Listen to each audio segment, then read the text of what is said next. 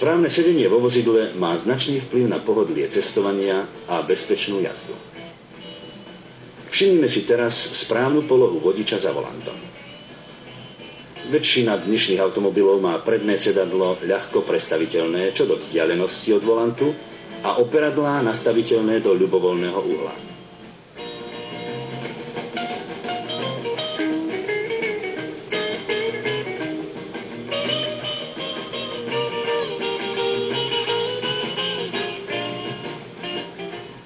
Nie všetci vodiči to však dostatočne využívajú. Jedni sedia príliš ďaleko od volantu a musia sa za ním priam naťahovať. Iní sú temer prilepení na volant, aby mali dokonalý výhľad dopredu. Za volantom sedíte správne vtedy, ak máte chrbát pohodlne opretý,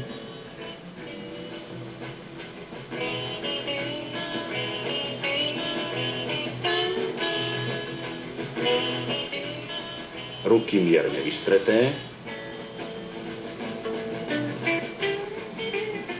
a pritom nohami dosahujete na pedále bez toho, že by ste kolená mali príliš vysoko.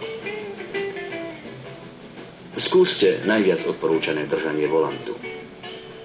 Ruky držia volant v miestach, kde by ručičky na hodinách ukazovali čas o 10 minút 2. Keď máte sedadlá anatomicky tvarované, ich kvalitu oceníte pri prejazde zákrutami vyššou rýchlosťou.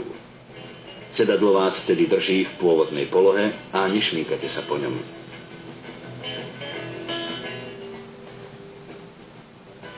Pretože tvarovanie sedadiel niektorých automobilov nezodpovedá požiadavkám motoristov, viacerí majitelia automobilov sa snažia skvalitniť tvarovanie svojich sedadiel dodatočnou montážou anatomických poťahov.